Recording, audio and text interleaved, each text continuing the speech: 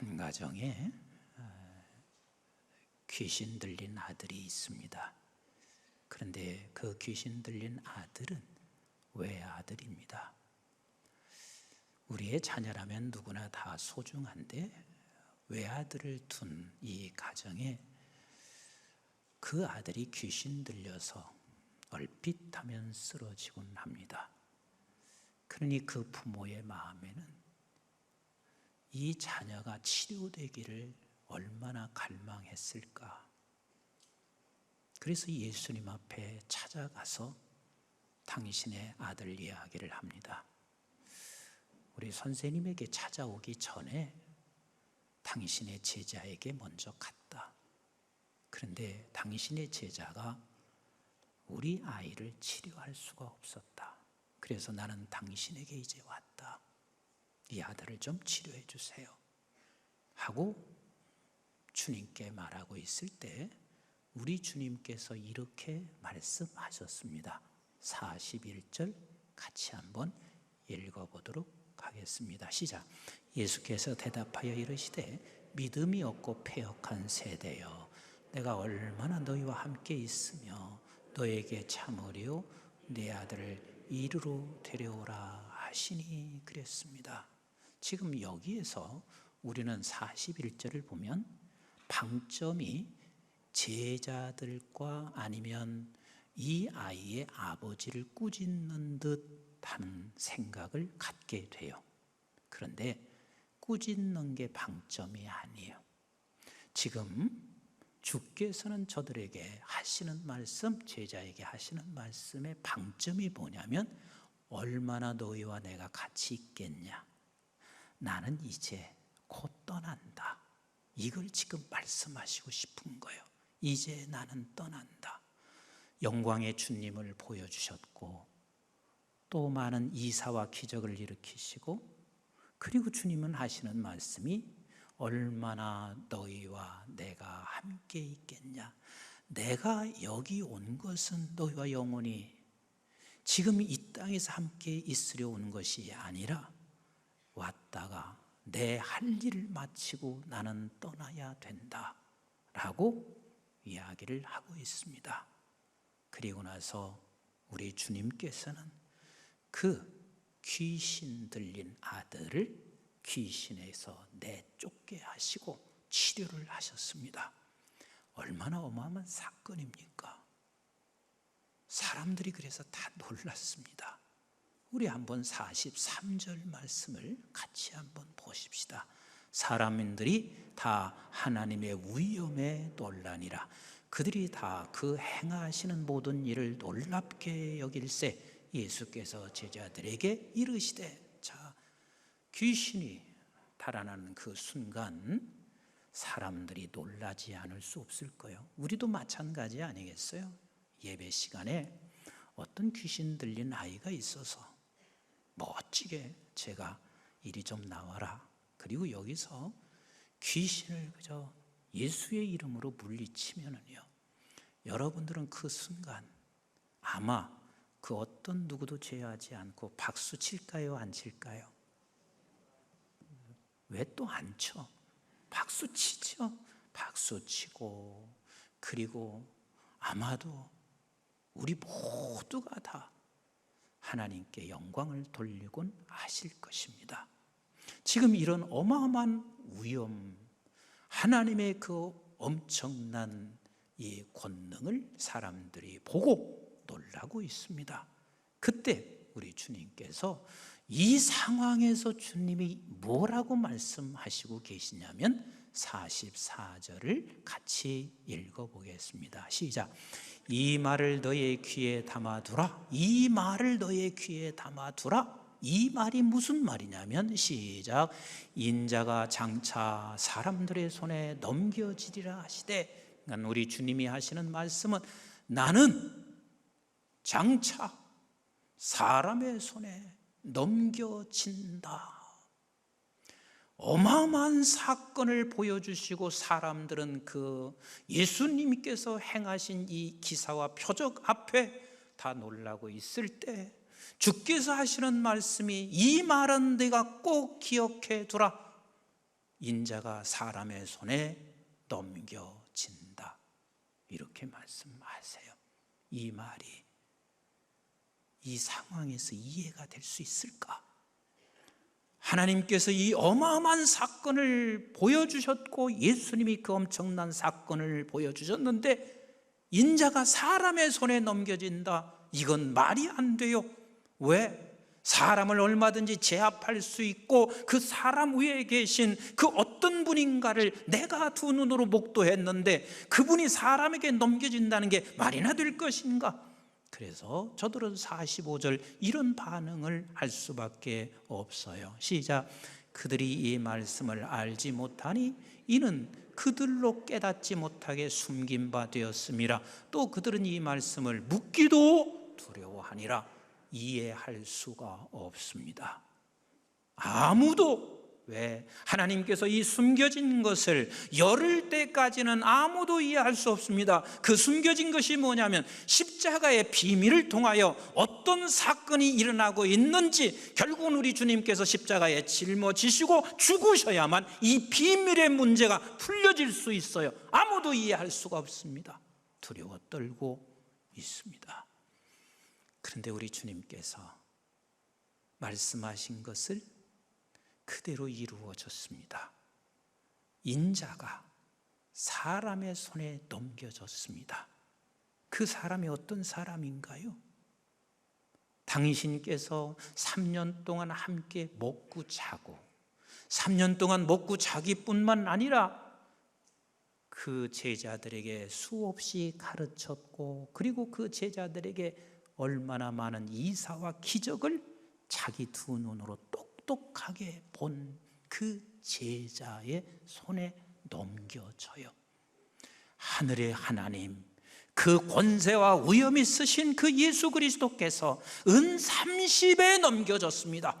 그리고 넘겨진 곳은 이 사람은 원수들입니다.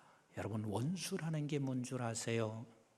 로마서 3장 23절 말씀처럼 모든 사람은 죄를 범하였음에 하나님의 영광에 이르지 못하느니라. 결국은 하나님과 원수요, 하나님의 생명을 가지고 계신 우리 예수님과 원수란 말이요, 그 원수의 손에 넘겨졌으니 한번 생각해 보세요.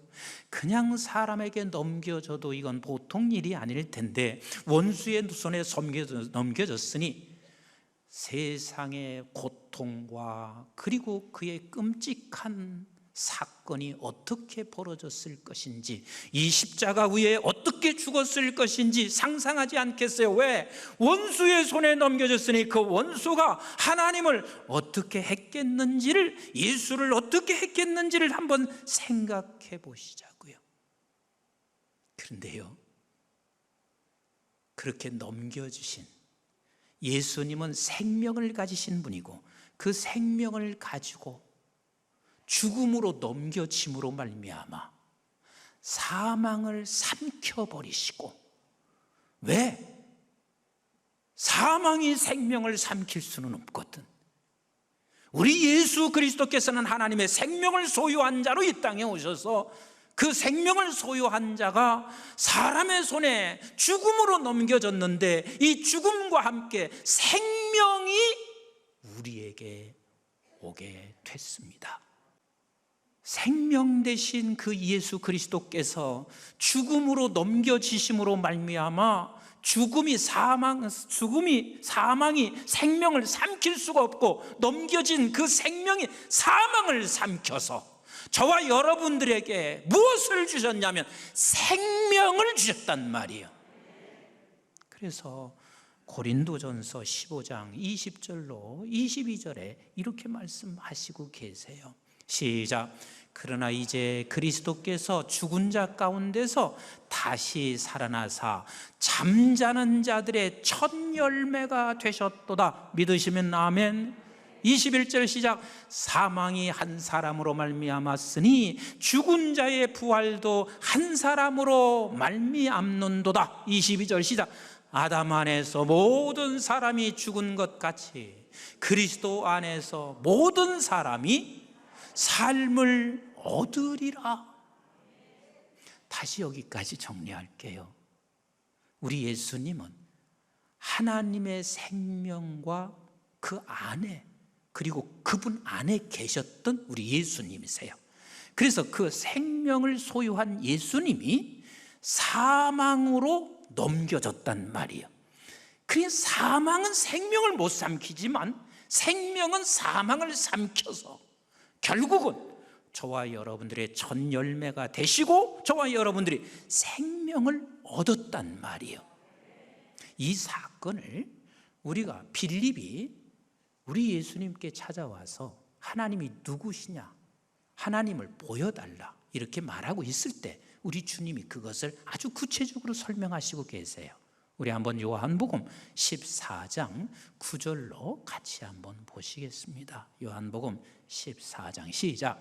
예수께서 이르시되 빌립아, 내가 이렇게 오래 너희와 함께 있으되 네가 나를 알지 못하느냐? 나를 본 자는 아버지를 보았거늘 어찌하여 아버지를 보이라 하느냐? 네가 나를 보았다면 아버지를 본 거야. 그 말의 뜻은 내가 아버지의 생명을 소유한 그 하나님이시란 말이야. 그리고 나서 10절 이렇게 말씀하세요. 시작. 내가 아버지 안에 거하고 아버지는 내 안에 계신 것을 내가 믿지 않느냐? 내가 너에게 이르는 말은 스스로 하는 것이 아니라 아버지께서 내 안에 계셔서 그의 일을 하시는 것이니라. 생명이 내 안에 있어서 그 생명이 나를 죽음으로 넘겨지는 것이고 생명이 나를 이끌고 가는 것이고 나는 그 생명에 의해서 움직여지는 내 자신이란다. 그리고 11절에 이렇게 말씀하세요. 시작. 내가 아버지 안에 거하고 아버지께서 내 안에 계심을 믿으라. 그렇지 못하겠거든 행하는 그 일로 말미암아 나를 믿으라. 그리시고 난 후에 주께서 12절에 어마어마한 선언을 하시고 계세요. 요한복음 12장 14장 12절 우리 한번 같이 봅니다. 시작. 내가 진실로 진실로 너희에게 이르노니 나를 믿는 자는 내가 하는 일을 그도 할 것이요 또한 그보다 큰 일로 하리니 이는 내가 아버지께로 감이라. 사실 우리는요 이게 다 잘 안 돼요. 가정에서도 남편은 아내라는 사람에게, 생명을 가진 남편은 아내라는 사람에게 넘겨져요. 다시 말하면 죽음으로 넘겨지고 그 죽는 사람에게 넘겨지지만 내가 생명을 소유한 사람으로 넘겨졌을 때는 반드시 거기에 생명의 역사가 일어나게 되어 있어요. 또 마찬가지예요. 아내라는 분이, 생명을 소유한 자가 남편에게 넘겨집니다. 그 남편에게 넘겨졌을 때 반드시 그 남편에게 생명의 역사가 일어나는 겁니다. 목사도 마찬가지예요. 나라는 사람에게 하나님이 생명을 주셨고 내가 사례비 받기 위해서 이곳에 있어서는 안 되잖아요. 한국중앙교회에 나를 넘겨주신 거예요. 그 넘겨주셨을 때 때로는 싫은 일 얼마나 많겠어요. 나도 피곤할 때도 얼마나 많겠어요. 그러나 생명을 가진 내가 이 교회에 넘겨짐으로 말미암아 우리 사랑하는 성도 한 사람 한 사람이 생명의 역사가 반드시 그곳을 통해서만 일어나게 되어 있는 거예요. 사도 바울을 하나님께서 그렇게 살아가게 만드셨고 살아가게 만들고 난 후에 바울을 통해서 주시는 귀한 메시지, 말씀을 한번 같이 읽어보겠습니다. 우리 고린도전서 4장 9절 말씀을 같이 보겠습니다. 고린도전서 4장 9절 말씀 시작. 내가 생각하건대 하나님이 사도인 우리를 뭐하기로? 죽이기로 작정된 자 같이 넘겨졌단 말이요. 사람에게 넘겨졌단 말이요. 죽이기로 작정된 자 같이 시작. 끄트머리에 두셨음에 아무런 힘이 없는 자, 생명을 소유한 자가 어찌하여 이 힘이 없는 자처럼 끄트머리에 두셨으며 같이 읽어요. 시작. 우리는 세계 곧 천사와 사람들에게 구경거리가 되었노라. 하나님의 생명, 하나님이신 예수 그리스도께서 이 세상 사람에게 넘겨짐으로 말미암아 그가 구경거리가 됐습니다. 여러분, 구경거리가 됐다는 게 얼마나 비참한 거요. 십자가 위에서 얼마나 그가 구경거리요, 저주받으면서 구경거리가 된 우리 주님이셨어요. 근데 그런 넘겨짐으로 말미암아 어떤 일이 벌어지냐면 그에게 생명의 역사, 우리에게 생명의 역사가 일어나게 됐습니다. 아멘이신가요? 그래서 우리는 놓치지 말 것은요, 우리는 쉽게 그렇게 넘길 수 있습니까? 그것은 넘길 수 있는 것은 이것 때문에 그렇습니다. 이 두 가지 때문에 그래요. 하나는 예수가 넘겨짐으로 말미암아 내가 생명을 소유하게 된 경험을 가지고 있는 자요. 생명을 소유하는 것은 결국은 생명을 소유한 자가 죽은 자에게 넘겨질 때만이 생명을 소유하는구나, 이것을 내가 아는 자가 넘기는 거예요. 그것을 내가 경험한 자, 가진 자가 내가 넘길 수 있는 거예요. 그런데 분명하게 믿는 것은 내가 생명을 가진 자로서 저 사람 죽은 자에게 나를 넘겨주게 되면 반드시 생명의 역사가 있다는 사실을 믿기에 구경꾼이 되면서 넘겨줄 수 있는 것. 그래서 성경은 이렇게 말하고 있습니다. 이것을 바울이 알았어요. 이것을 우리는 알으셔야 돼요. 히브리서 10장 33절과 34절을 같이 봐요. 시작. 혹은 비방과 환난으로서 사람에게 구경거리가 됐습니다.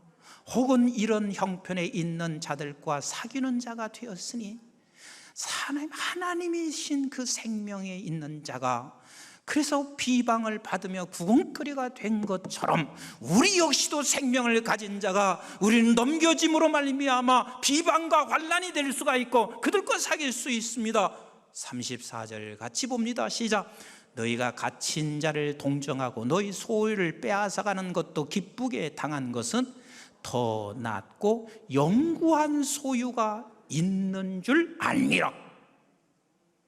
영구한 소유가 있는 줄 알미라.